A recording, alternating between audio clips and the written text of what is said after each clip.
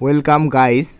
আজকে আমরা যে প্রশ্নগুলো আলোচনা করব সেগুলো যে কোনো চাকরির পরীক্ষার জন্য অতি গুরুত্বপূর্ণ।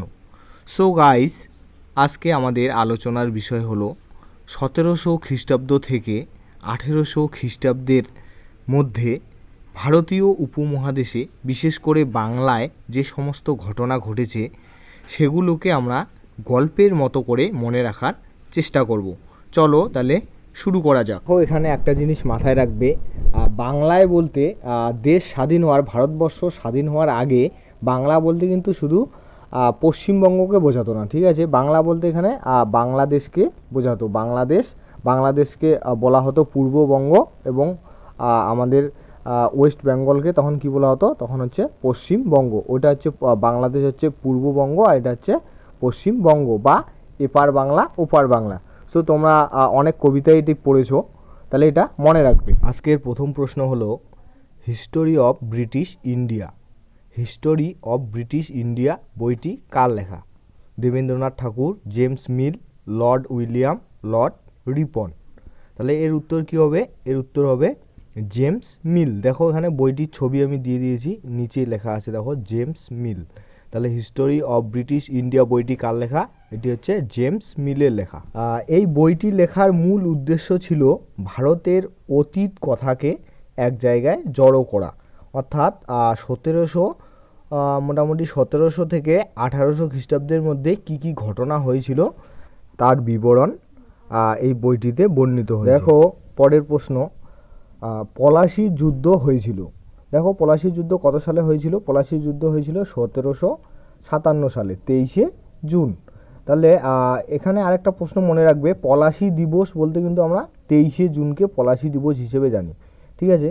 তাহলে এই যুদ্ধ কার কার মধ্যে হয়েছিল? সিরাজউদ্দৌলার সাথে ইস্ট ইন্ডিয়া কোম্পানির, ইব্রাহিম লোদির সাথে সিরাজউদ্দৌলার, বাবরের সাথে ইব্রাহিম লোদির। দেখো এটা মোস্ট ইম্পর্টেন্ট প্রশ্ন। তাহলে এর উত্তর কি হবে? দেখো তাহলে এর উত্তর কি হবে? এর উত্তর হবে এ, সিরাজউদ্দৌলার সাথে ব্রিটিশ ইস্ট ইন্ডিয়া কোম্পানির মধ্যে এই যুদ্ধ হয়েছিল। দেখো এই যুদ্ধের পুরো ডিটেলস এর পরের পেজে পেয়ে যাবে।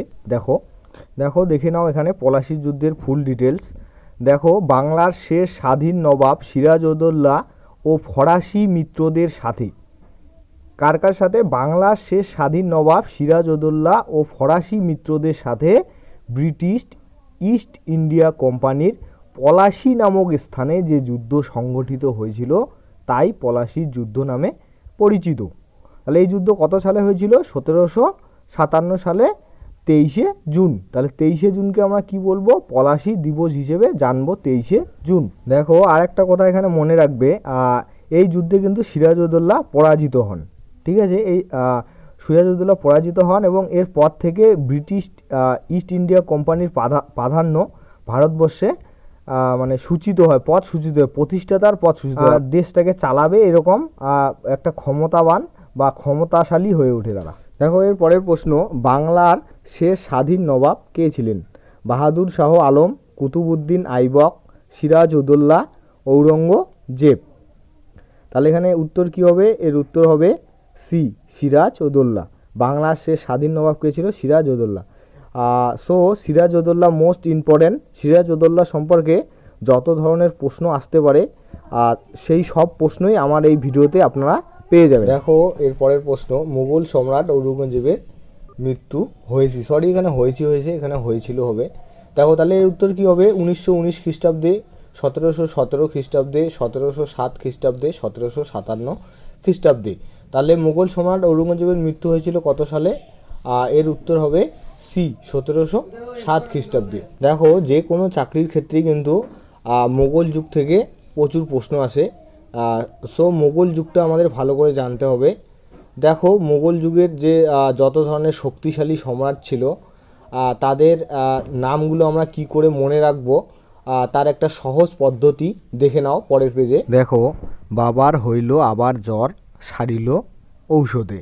দেখো এখানে বাবার বলতে বাবর, হইলতে হচ্ছে হুমায়ুন, আবার এখানে হচ্ছে আকবর, জ্বর হচ্ছে জাহাঙ্গীর, সারিলতে হচ্ছে শাহজাহান, আর ঔষধে হচ্ছে ঔরঙ্গজেব। তোমরা এটা স্ক্রিনশট করে রেখে দাও, দেখবে 2-3 বার দেখে নেবে, তাহলে তোমার আর এটা মনে হারাবে না, এটা মনে থাকবে অনেক দিন। দেখো এর পরের প্রশ্ন, ফারুক শিয়রের ফরমান জারি হয়েছিল। ফারুক শিয়রের ফরমান জারি হয়েছিল 1717 খ্রিস্টাব্দে, 1817 খ্রিস্টাব্দে, 1757 খ্রিস্টাব্দে। দেখো এখানে সি নম্বরটা তো উত্তর হবেই না, কারণ 1757 খ্রিস্টাব্দে কী হয়েছিল? পলাশির যুদ্ধ। তাহলে এর উত্তর কী হবে? এর উত্তর হবে 1717 খ্রিস্টাব্দে। দেখো এখানে মনে রাখবে 1717 খ্রিস্টাব্দে দিল্লির মুঘল সম্রাট ফারুক শিয়রের একটি আদেশ বা ফরমান জারি হয়েছিল। সেই ফরমান মোতাবেক ব্রিটিশ ইস্ট ইন্ডিয়া কোম্পানিকে বাংলাদেশে কতগুলি বিশেষ বাণিজ্যিক অধিকার দেওয়া হয়েছিল। যেমন ব্রিটিশ কোম্পানি বছরে মাত্র 3000 টাকার বিনিময়ে বাংলায় বাণিজ্য করতে পারবে। এরকম অনেক ধরনের ফরমান সেখানে লেখা ছিল। এই ফরমানটির নাম হচ্ছে কি? ফারুক শিয়রের ফরমান। দেখো এর পরের প্রশ্ন, অন্ধকূপ হত্যার সাথে যুক্ত। দেখো অন্ধকূপ থেকে প্রশ্ন আসলে এই প্রশ্নটাই আশা করছি আসবে, এর উপরে আর প্রশ্ন আসবে না। দেখো এখানে এর উত্তর কী হবে? এর উত্তর হবে সিরাজউদ্দৌলা, আলীবর্দী খান, মুর্শিদ কুলি খাঁ, ঔরঙ্গজেব। তাহলে এর উত্তর কী হবে? এর উত্তর হবে সিরাজউদ্দৌলা। দেখো এখানে একটা গল্প মনে রাখতে হবে। দেখো ব্রিটিশ ইস্ট ইন্ডিয়া কোম্পানিকে হারিয়ে কলকাতা দখল করে সিরাজ তার নাম দেন আলীনগর। কর্তা ব্যক্তি হলওয়েল প্রচার করেছিলেন যে কলকাতা দখল করে সিরাজ নাকি 146 জন ব্রিটিশ নরনারীকে একটি ছোট্ট ঘরে বন্দি করে রেখেছিলেন। তার ফলে অনেক বন্দি মারা যায়। এই ঘটনাকে অন্ধকূপ হত্যা বলা হয়। যদিও এই ঘটনা আদৌ ঘটেছিল কি না তা নিয়ে বিতর্ক রয়েছে। সো অন্ধকূপ হত্যা থেকে প্রশ্ন আসলে এই প্রশ্নটাই আশা করছি আসবে। তাহলে অন্ধকূপ হত্যার সাথে কে জড়িত? এর সাথে জড়িত হচ্ছে সিরাজউদ্দৌলা। দেখো এর পরের প্রশ্ন, কোন সম্রাট কলকাতা দখল করে তার নাম দেন আলীনগর? সো তোমরা যারা আমার ভিডিওটি মনোযোগ সহকারে দেখছো, আশা করছি তারা এর উত্তর দিতে পারবে। তাহলে এর উত্তর কী হবে? এর উত্তর হবে বাহাদুর শাহ, সিরাজউদ্দৌলা, মীর জাফর, আকবর। তাহলে এর উত্তর কী হবে? এর উত্তর হবে সিরাজউদ্দৌলা। সিরাজউদ্দৌলা ইস্ট ইন্ডিয়া কোম্পানিকে হারিয়ে কলকাতা দখল করেন এবং কলকাতার তখন তিনি কি নামকরণ করেন? আলীনগর। সো এখান থেকে আর একটা প্রশ্ন আসে যে আলীনগরের সন্ধি কবে হয়েছিল? সেই প্রশ্নটা আমরা পরে দেখে নেব। আলীগড়ের সন্ধি কোথায় হয়েছিল, কার কার মধ্যে হয়েছিল। দেখো এর পরের প্রশ্ন, বক্সারের যুদ্ধ কবে ঘটেছিল? বক্সারের যুদ্ধ কবে ঘটেছিল? 1717 খ্রিস্টাব্দে, 1817 খ্রিস্টাব্দে, 1764 খ্রিস্টাব্দে, 1864 খ্রিস্টাব্দে। তাহলে এর উত্তর কী হবে? এর উত্তর হবে 1764 খ্রিস্টাব্দে। বক্সারের যুদ্ধ কবে হয়েছিল? 1764 খ্রিস্টাব্দে। দেখো এই বক্সারের যুদ্ধ কিন্তু হয়েছিল কার সাথে? এর যুদ্ধ হয়েছিল মীর কাসিমের সঙ্গে ব্রিটিশ কোম্পানির। তাহলে এটা মনে রাখবে। দেখো এর পরের প্রশ্ন, কোন সময়কালকে দ্বৈত শাসন ব্যবস্থা বলে অভিহিত করা হয়? কোন সময়কালকে দ্বৈত শাসন ব্যবস্থা? দ্বৈত শাসন ব্যবস্থা বলতে যেখানে রাজার শাসন বা ব্রিটিশ ইস্ট ইন্ডিয়া কোম্পানি যে ভারতের মানুষের উপর বা বাংলার মানুষের উপর যে আচরণ করেছিল, যে ভয়ানক আচরণ করেছিল বা তারা যে হারে কর আদায় করেছিল, সেই জন্য দ্বৈত শাসন ব্যবস্থা বলে একটি সময়কে অভিহিত করা হয়। তাহলে সেই সময়টি কোন সময়?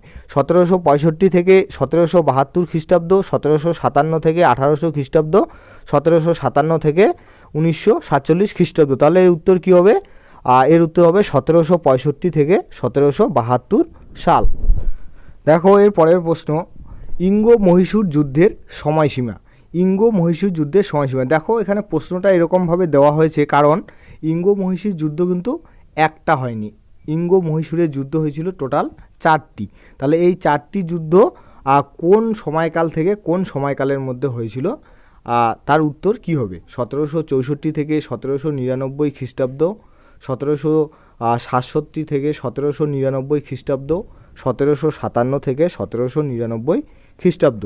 তাহলে এর উত্তর কি হবে? এর উত্তর হবে 1767 থেকে 1799 খ্রিস্টাব্দ। এই 1767 থেকে 1799 খ্রিস্টাব্দের মধ্যে ব্রিটিশ কোম্পানির সাথে মহীশূরের কতবার যুদ্ধ হয়েছিল? টোটাল 4বার যুদ্ধ হয়েছিল। তার জন্য এখানে 4টি যুদ্ধ হয়, যেমন প্রথম ইঙ্গ মহীশূর যুদ্ধ, দ্বিতীয় ইঙ্গ মহীশূর যুদ্ধ, তৃতীয় ইঙ্গ ফরাসির যুদ্ধ, এরকম। ঠিক আছে, তাহলে এখানে মনে রাখবে।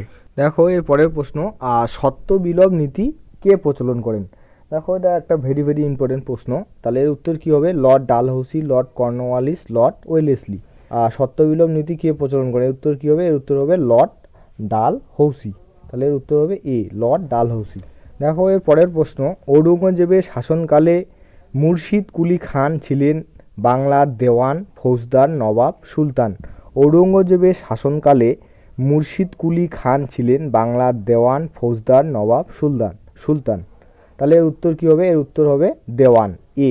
ঔরঙ্গজেবের শাসনকালে বাংলায় তখন বাংলার দেওয়ান হিসেবে তখন কে ছিলেন? মুর্শিদ কুলি খান ছিলেন। তাহলে এর উত্তর কী হবে? দেওয়ান। দেখো এর পরের প্রশ্ন, আমি আগেই বলেছি যে আলীনগরের সন্ধি আমরা এই ভিডিওটিতে দেখব।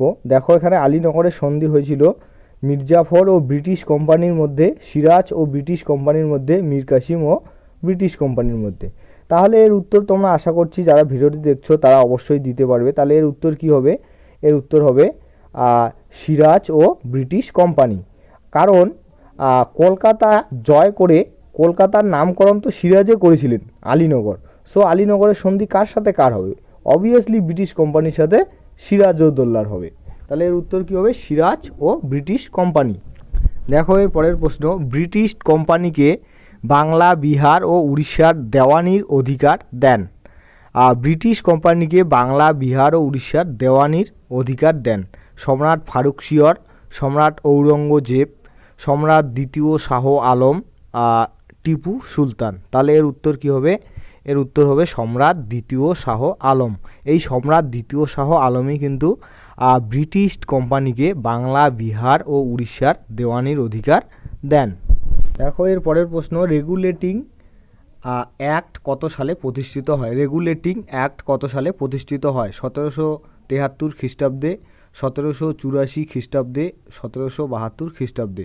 তাহলে এর উত্তর কী হবে? এর উত্তর হবে 1784। তাহলে এর উত্তর হবে 1784। দেখো এখানে মনে রাখবে যে রেগুলেটিং অ্যাক্ট, এই অ্যাক্ট বা আইনটি কিন্তু তৈরি করা হয়েছিল যারা ব্রিটিশ গভর্নর ছিলেন তারা কিভাবে আমাদের মানে ভারতবর্ষ বা ভারতীয় উপমহাদেশকে কিভাবে দেখাশোনা করবেন, কোথাকার গভর্নর কে হবেন, তাদের মেয়াদ কত হবে, সেই বিষয়ে একটি আইন পাশ করেন। ঠিক আছে, সেই আইনটি হলো রেগুলেটিং অ্যাক্ট। দেখো পরের প্রশ্ন, ফোর্ট উইলিয়াম কলেজ কবে প্রতিষ্ঠিত হয়? দেখো এখানে মনে রাখবে ফোর্ট উইলিয়াম কলেজ কিন্তু কোথায় রয়েছে? কলকাতায়। ঠিক আছে, তাহলে কলকাতায় ফোর্ট উইলিয়াম কলেজ কবে প্রতিষ্ঠিত হয়? 1800 খ্রিস্টাব্দে, 1900 খ্রিস্টাব্দে, 1805 খ্রিস্টাব্দে। তাহলে এর উত্তর কী হবে? এর উত্তর হবে 1800 খ্রিস্টাব্দে। দেখো এর পরের প্রশ্ন, ব্যাপটিস্ট মিশন কে প্রতিষ্ঠিত করেন? দেখো ভেরি ভেরি ইম্পর্টেন্ট প্রশ্ন এটা। তোমরা যারা এসআই বা WBCS পরীক্ষা দিচ্ছ তাদের জন্য মোস্ট ইম্পর্টেন্ট। ব্যাপটিস্ট মিশন 1800 খ্রিস্টাব্দে কে প্রতিষ্ঠিত করেন? William Jones, Lord Wellesley, Lord Cornwallis, William carry. তাহলে এর উত্তর কী হবে? তাহলে এর উত্তর হবে ডি, উইলিয়াম ক্যারি। দেখো এর পরের প্রশ্ন, 1784 খ্রিস্টাব্দে কলকাতায় এশিয়াটিক সোসাইটি প্রতিষ্ঠিত করেন। এই এশিয়াটিক সোসাইটি এটি কিন্তু গভর্নর বা যারা যখন ব্রিটিশ কোম্পানির যে গভর্নর ছিল তারাই কিন্তু প্রতিষ্ঠিত করেছিল। তাহলে তাদের মধ্যে কে প্রতিষ্ঠিত করেছিল? উইলিয়াম ক্যারি, উইলিয়াম জোন্স না জোনাথন ডানকান? তাহলে এর উত্তর কী হবে? এর উত্তর হবে বি, উইলিয়াম জোন্স। দেখো এর পরের প্রশ্ন, কলকাতায় হিন্দু কলেজ কবে প্রতিষ্ঠিত হয়? কলকাতায় হিন্দু কলেজ কবে প্রতিষ্ঠিত হয়? 1829 খ্রিস্টাব্দে, 1823 খ্রিস্টাব্দে, 1817 খ্রিস্টাব্দে। তাহলে এর উত্তর কী হবে? এর উত্তর কী হবে? এর উত্তর হবে 1817 খ্রিস্টাব্দে কলকাতায় হিন্দু কলেজ তৈরি করা হয়।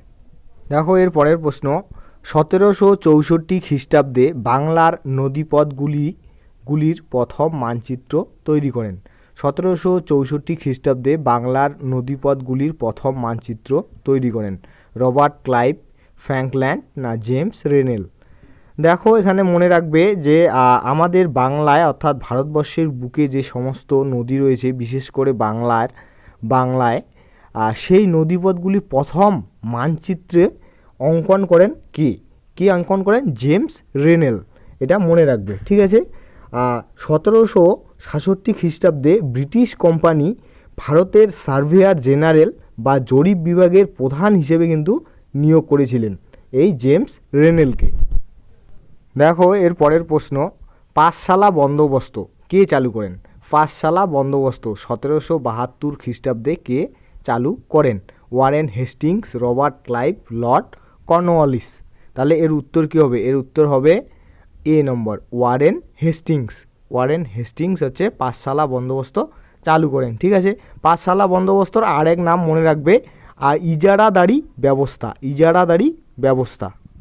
দেখো এর পরের প্রশ্ন, 1793 খ্রিস্টাব্দে চিরস্থায়ী বন্দোবস্ত কোন গভর্নর জেনারেল চালু করেন? 1793 খ্রিস্টাব্দে চিরস্থায়ী বন্দোবস্ত কোন গভর্নর জেনারেল চালু করেন? Lord Ripon, Lord William, Lord Cornwallis. তাহলে এর উত্তর কি হবে? এর উত্তর আমি বলবো না, এর উত্তর তোমরা আমাকে কমেন্ট করে জানাবে। ঠিক আছে, তাহলে এর উত্তর তোমরা আমাকে কমেন্ট করে অবশ্যই জানাবে। দেখো 23 নম্বর প্রশ্ন, সূর্যাস্ত আইন লাগু করা হয় কাদের উদ্দেশ্যে? সূর্যাস্ত আইন লাগু করা হয় কাদের উদ্দেশ্যে? কৃষক, জমিদার, ব্রিটিশ সেনাবাহিনী, বণিক। দেখো এইটি হচ্ছে 1700 সালের কাহিনী। ঠিক আছে, দেখো এখানে মনে রাখবে যে সূর্যাস্ত আইন, এই সূর্যাস্ত আইন কাদের উদ্দেশ্যে লাগু করা হয়েছিল? এটা করা হয়েছিল জমিদারদের উদ্দেশ্যে, যারা জমিদার তাদের উদ্দেশ্যে। দেখো এখানে মনে রাখবে যে নির্দিষ্ট তারিখে সূর্য ডোবার আগেই প্রাপ্য রাজস্ব কোম্পানিকে জমা দিতে না পারলে জমিদারের সম্পত্তি বিক্রি করার অধিকার কোম্পানির ছিল। সো তাহলে এখানে কি হবে? তাহলে এর উত্তর হবে জমিদার। জমিদারদের উদ্দেশ্যে এই আইন তৈরি করা হয়েছিল। দেখো এরপরে 24 নম্বর প্রশ্ন, মহলওয়ারি বন্দোবস্ত চালু করেন? মহলওয়ারি বন্দোবস্ত চালু করেন Warren Hastings, Lord Cornwallis, Lord Bentinck. দেখো এখানে একটা জিনিস মনে রাখবে, এই মহলওয়ারি, চিরস্থায়ী, এই সমস্ত যে মানে কর আদায় করার যে সমস্ত আইন, এই যে আইনগুলো চালু হয়েছে তার মধ্যে সবথেকে বেশি আইন কিন্তু চালু করেছেন কে? Lord Cornwallis. তিনি দ্রুত অনেক কিছু আইন একসাথে চালু করেছেন। তাহলে এর মহলওয়ারির সাথে কে, মহলওয়ারি বন্দোবস্ত কে চালু করেন? এটা চালু করেন হচ্ছে লর্ড কর্নওয়ালিস। দেখো এরপর 25 নম্বর প্রশ্ন, মহলওয়ারি ব্যবস্থা চালু হয়েছিল? মহলওয়ারি ব্যবস্থা চালু হয়েছিল বাংলায়, উত্তর ভারতে, দক্ষিণ ভারতে। তাহলে এর উত্তর কী হবে? এর উত্তর হবে মহলওয়ারি ব্যবস্থা চালু হয়েছিল উত্তর ভারতে। সো গাইস, তোমরা যারা আমার ভিডিওটি দেখেছো বা দেখলে, যদি ভিডিওটি ভালো লেগে থাকে তাহলে অবশ্যই বন্ধুদের সাথে শেয়ার করবে, লাইক, ও অবশ্যই কোনো জিজ্ঞাসা থাকলে অবশ্যই কমেন্ট করে আমাকে জানাবে। সো গাইস, এবং এরকম ভিডিও পাওয়ার জন্য অবশ্যই চ্যানেলটির সাথে যুক্ত থাকবে।